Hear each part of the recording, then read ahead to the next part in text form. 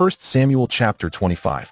In the days when David was fleeing from King Saul, he and his men settled in the wilderness of Paran. Nearby lived a wealthy man named Nabal, who owned vast lands in Maon and had thousands of sheep and goats grazing in Carmel. Nabal was a harsh and foolish man, but his wife, Abigail, was wise and beautiful. While David and his men were in the area, they had treated Nabal's shepherds with kindness and protected them from harm. It was the time of sheep shearing, a festive season, and David, hoping for generosity in return, sent 10 of his men to greet Nabal with peace and request some food and provisions. But Nabal, true to his name which meant fool, mocked David. He scoffed, "Who is this David? Many servants are breaking away from their masters these days. Should I give my food and water to men who come from who knows where?" The messengers returned with the insult, and David was furious.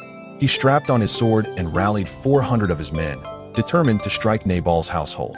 One of Nabal's servants, fearing disaster, went to Abigail and told her what happened, how David's men had been good to them, protecting the flocks and never causing harm.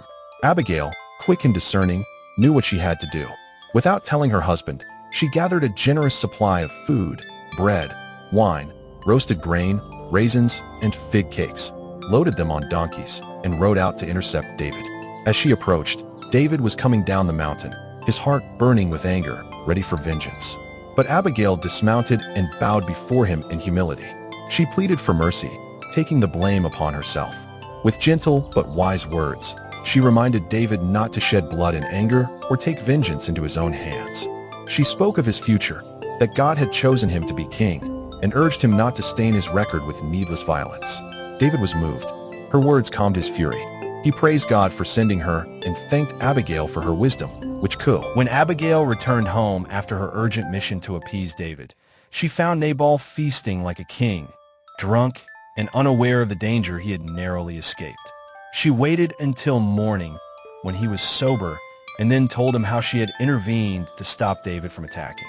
Upon hearing this, Nabal's heart failed him.